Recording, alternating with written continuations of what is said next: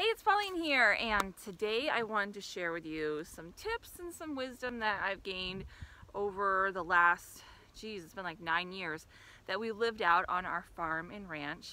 Behind me you'll see an apricot we had to prune, this lovely fig, our vineyard, the rosemary going to flower, and the bees are loving it, another apricot, and then I think a mesquite way in the background. So these are some things. This used to look, I wonder if I can even show you.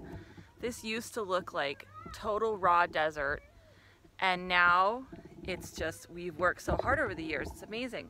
But one of the common things I hear when women come visit or think about moving out to something like this, or perhaps they have lived on a farm and they have left it and with bitterness, or they no longer are part of it, what the reasons why they want to quit.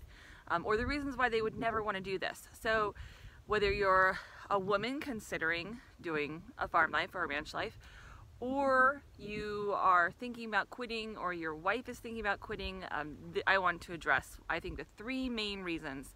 So maybe you two can work together and work through this, or like I said, as a wife, you can kind of think about these things yourself and why you're wanting to quit, or why you wouldn't want to join your husband's vision of moving out on a ranch. So reason number 1, I'm gonna say the amount of work that goes into a ranch. So your husband either has like A, a full-time job, or B, he's trying to grow a business. So right there, he's working a lot. If you were a farmer in the olden days and all you had to do was the farm, like, that's awesome. So it is harder, obviously, when you're away 40 hours a week. Or for a while, my husband was a fireman, so that meant he was not only not coming home in the evenings, like he would do like a 48-hour shift or something, so he'd be gone for 2 full days. So that allowed time for, I mean, that was a lot. It was more than 40 hours a week.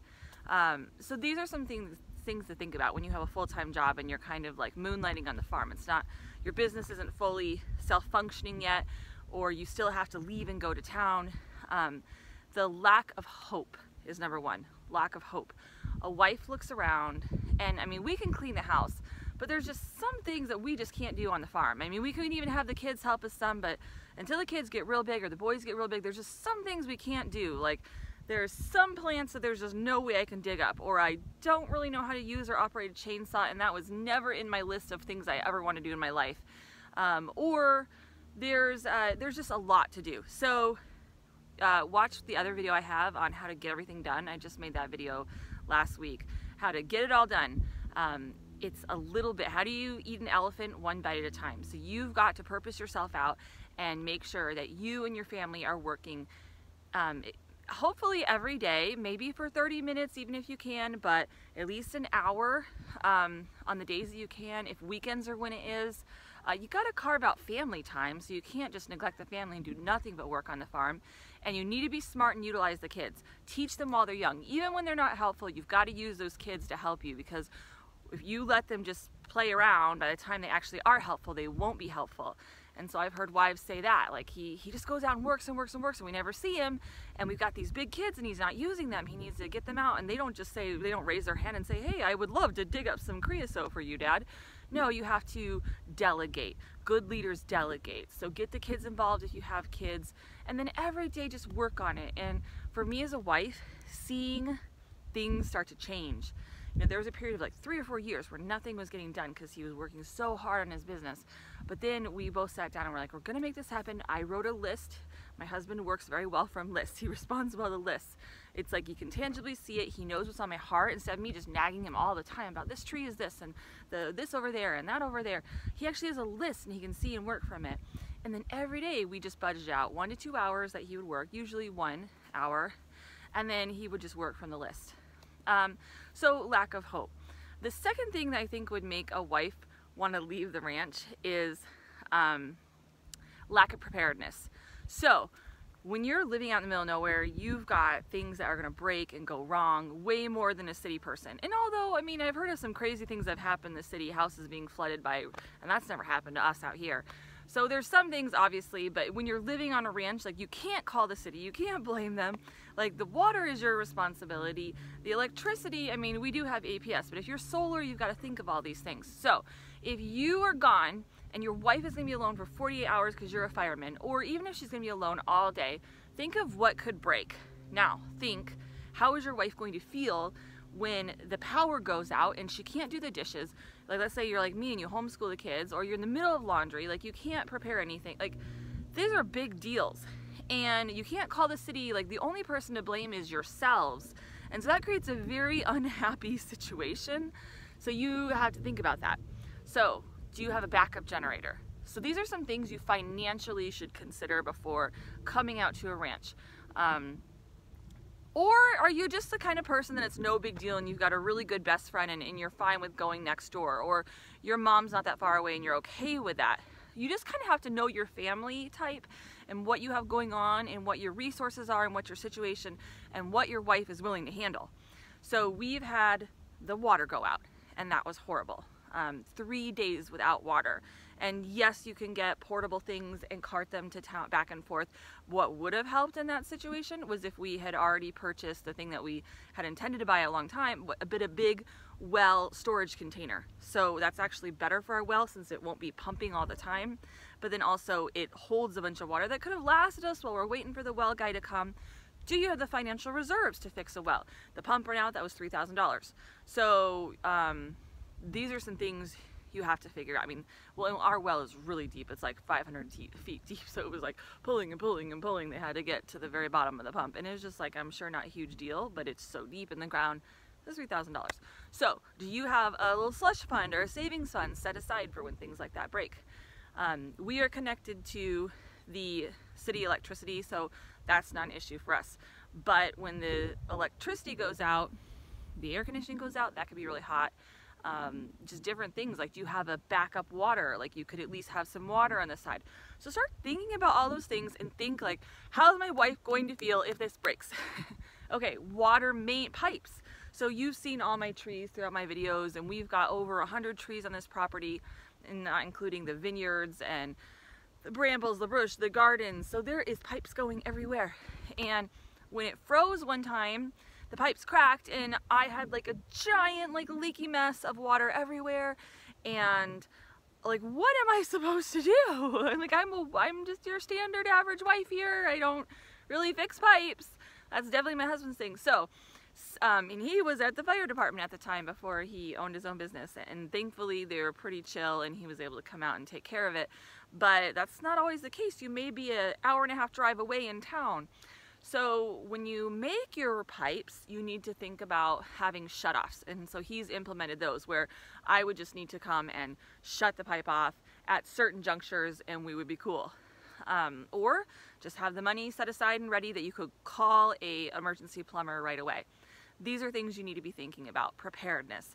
Lack of hope, lack of preparedness, leaving your wife to figure it out. Wives do not figure things out well or happily. We will not be happy with our situation, living situation, and possibly also our husband if we are left in a situation where it could have been prevented. And wives, you have to be patient and just voice your concerns then next time. Say, okay, this doesn't work for me. We've got to start forward thinking. You know, so in having that grace and that mercy, knowing that this is perhaps this is your husband's dream or hope, perhaps it was yours, and that there is some learning curve. And just like marriage, you don't usually get a handbook when you move in. You don't get a handbook when you get married. You don't get a handbook when you become a parent. You kind of have to learn as you go. So hopefully this video will help you think a little more into the future about that. And then I would say the third thing that really causes women to want to skip the ranch, skip the farm life, is lack of social. So lack of community. So are you moving so remotely that you don't have any community? The first thing we did when we moved out was we baked cookies. Typically when you move in, people are supposed to bring you a pie, but that's not how it was out here.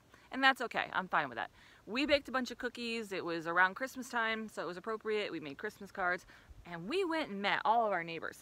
And they have been amazing neighbors. I'm so glad we did that. We probably would have run into them eventually. Like, we just met 9 years later, met a guy that we didn't even know he's actually one of our closer neighbors. I didn't even know that. But we just happened by chance to meet him, and he's seen us, he's seen our kids for 9 years and knows who we are, and he finally introduced himself.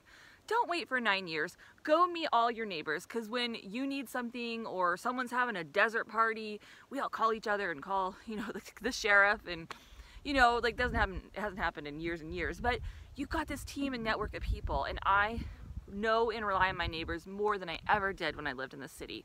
So it is a beautiful thing. Helping each other out with chickens and ducks, and hey, will you watch my goats, or can we borrow your goat to breed our goat? You know, like there's just this really cool community that can happen if you make it. Not everyone's super friendly, so you have to often take the initiative, unfortunately. But if you got someone new moving to town, you take the initiative and you be the person to bring them a pie, because that's nice. So other thing is, you could, and we do, drive to go to church. There are churches within 15 minutes, just not our type that we'd want to go to. So we do drive to go have community and fellowship. I have done the drive where I was driving almost every day because the kids were involved with this and that and this and that, and it was a really hard decision, but I ended up cutting a bunch of really good stuff, because as a homeschooler you quickly learn people say, how are you going to get socialized? That was kind of the thing that was said like 10 years ago. There's so much to do. That's the problem, is there's not lack of social anymore. There's so many, and even if there wasn't, like there's still other ways like within the family, but to have fun and engage. But now there's PE, there's Awana, there's co-ops, there's, you know, classes you can join. There's just tons. There's theater, there's music classes, there's piano, there's choir. There's so many things that you can do. And we were driving. So I chose the community that I felt was the most beneficial, which was our homeschool co-op. I felt like I love Awana, but it's 2 nights in a row that I'm driving. And the homeschool co-op is people who are doing life just the same as we are. None of them are on a farm like me, but they're homeschoolers. We share the same values, and they're Christians. And I just feel like these are people that are just really important to me. Whereas Awana, I love Awana. Like, I volunteer there, but it was just so much. It was late, so my drive home was late because it would start at 6. So you have to think about the community and what your wife's willing to drive. My husband and my kids have no problem driving hours and hours and hours all the time. And I just was going berserko. So what is your wife willing to drive? How much? Have that communication, that talk. And then just share your vision and your heart with her. Like, share when she gets discouraged or, you know, wants to leave or quit the farm. Share your vision, share your hope, share what you see. And then as a wife, also be willing to share and tell what you're feeling. You know, I'm feeling discouraged. I'm feeling a lack of hope. I'm feeling that there's not enough being done. What can we do? You know, and really open the conversation. Don't point fingers or get accusatory, but open the conversation so that solutions can happen. All right, well, I hope this helped you and blessed you. Go out and live life abundantly. Enjoy the beautiful weather that we're having. I hope you're having beautiful weather. And I will talk to you next week.